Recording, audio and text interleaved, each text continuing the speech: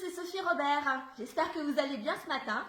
J'avais un petit message à vous passer parce que je m'aperçois qu'en entrepreneuriat, et pendant de nombreuses années, moi aussi, je me suis trompée de combat. Et vous vous trompez de combat, c'est-à-dire qu'on a toujours le sentiment qu'il faut trouver le bon produit, de trouver la bonne technique marketing, se former énormément, écouter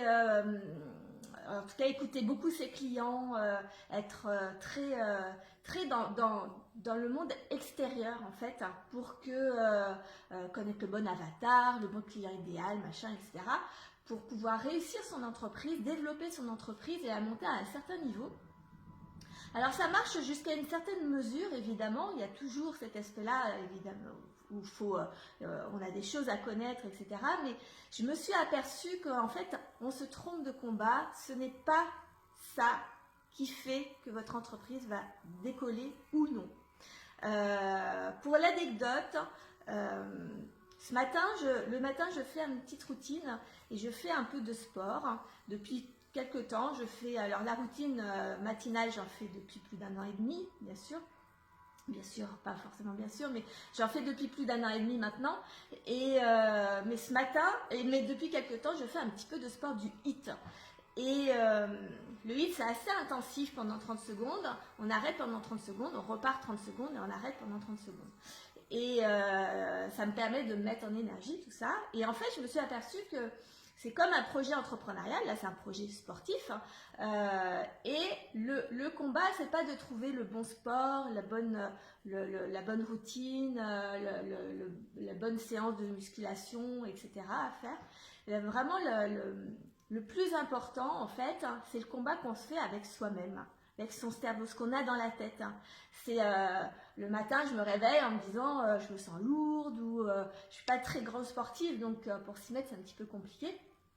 Et donc mon cerveau n'arrête pas de me dire bah non je suis fatiguée, bah non je le ferai demain, ou bah, je fais 2-3 exercices histoire de dire et puis voilà. Et ce matin je me suis vraiment mis en énergie de me dire non, aujourd'hui aujourd'hui je me suis mis dans l'idée de pas faire du sport, mais de faire un combat contre mon cerveau. Et ce qui fait que j'ai réussi à me dire non, tu vas pas décider, j'ai décidé de faire du sport pour tel objectif, c'est pas toi qui décides, c'est moi qui vais le faire. Et malgré la difficulté, malgré le manque d'envie, malgré tout ça, bah, j'ai réussi à faire ma séance de presque une demi-heure, 20-25 minutes, 30 secondes, 30 secondes, 30 secondes, 30 secondes. Et les 5 séries de 6 exercices, 3 séries de 5. Bon, vous avez compris le principe, hein, c'est pas grave, pas mal de séries. En tout cas, voilà. Et en entrepreneuriat, c'est exactement la même chose. C'est-à-dire que, en fait, l'idée, c'est de savoir où vous avez peur. Qu'est-ce que vous aimeriez faire que vous n'osez pas faire? Qu'est-ce qui vous inspire mais que vous n'osez pas mettre dans votre entreprise? Quel est le produit que vous n'avez pas osé sortir? Qu'est-ce que vous faites que vous aimeriez faire mais que finalement les gens autour pourraient vous dire que c'est pas bien, que c'est pas le bon moment, que c'est pas la chose à faire, etc. Et en fait c'est là que vous trouverez les réponses, c'est là où est le développement, c'est en faisant des choses différentes de ce qu'on fait d'habitude, c'est là qu'on commence à monter, c'est là qu'on commence à se développer. Ça c'est ce que je n'avais pas compris pendant mes 17 premières années d'entrepreneuriat. J'ai fait beaucoup de choses, on a travaillé très dur, on était très passionnés, mais les choses qui nous inspiraient le plus, qui m'inspiraient le plus, je n'ai jamais osé les faire, de peur de ne pas y arriver, de peur de ce qu'on pourrait dire, etc. Et en fait, le cadeau, le développement de l'entreprise, c'est derrière ça. Et je m'en aperçois actuellement parce que je fais de plus en plus de choses comme ça pour me dépasser contre ce que j'ai dans ma tête qui me dit bah non t'es trop timide, bah non, là par exemple les vidéos, par exemple aller à des séminaires, faire une prise de risque financière pour se faire accompagner dans les domaines où on n'a pas assez de connaissances ou de compétences. Voilà, il y a des choses comme ça que j'utilise depuis 1 an et demi. Et franchement, c'est vraiment, si vous avez un conseil ce matin, c'est réfléchissez à ça. Quel est l'endroit que vous adoriez faire, aller pour développer votre entreprise, mais que votre petite voix vous dit « Oh non, non, ça va être trop dur. Oh ben non, ça va être trop compliqué. Oh ben non, ça va être financièrement, ça va être assez chaud. Ben, il y a trop de mise en place ou autre. » Mais que votre autre petite voix vous dit « Quand même, ça serait vachement top de le faire. » Et bien, cherchez cette piste-là. Voilà. Pour aujourd'hui, et d'ailleurs, j'en viens à ça parce que je travaille beaucoup en ce moment sur tout ce que j'ai fait sur mes 17 ans d'entrepreneuriat en mode classique, en mode artisan, pour comprendre ce qui n'a pas fonctionné pour être une entreprise à succès alors que j'en avais tous les ingrédients.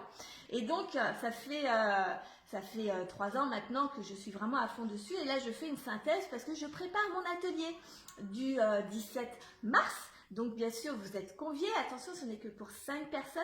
Et l'idée, c'est vraiment, je vais vous expliquer 7 paradoxes de l'entrepreneuriat, de ce qu'on nous dit de faire quand on s'installe, de ce qu'on croit qui est bien de faire et qui en fait, la réalité, c'est qu'il faut faire presque l'opposé.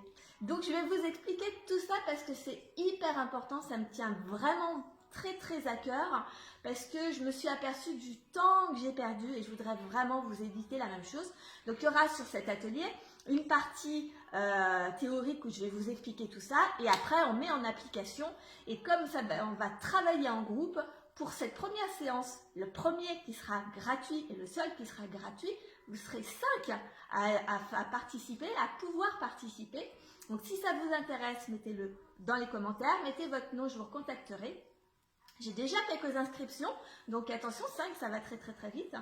Et on prendra donc une problématique et on vous aidera tous ensemble et vous repartirez. Je tiens à ce que chacun reparte avec des pistes de travail, de nouvelles idées, une motivation à se rebooster, une prise de conscience. Voilà, je tiens beaucoup à faire cet atelier. Ce sera le premier d'une série, j'en ferai tous les 15 jours.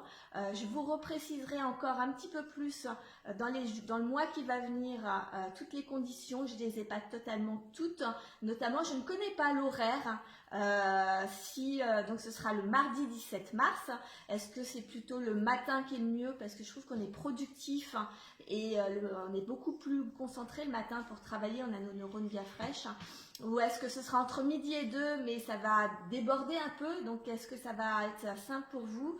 Est-ce que ce sera en fin de journée mais avec déjà une grosse journée sur les épaules? Est-ce que ce sera en soirée? Je ne sais pas. Dites-moi, j'adorerais savoir, ça m'aiderait beaucoup pour finaliser cet atelier que j'ai trop hâte de vous faire, de vous partager. Et donc ce sera le premier d'une série et j'en ferai tous les 15 jours.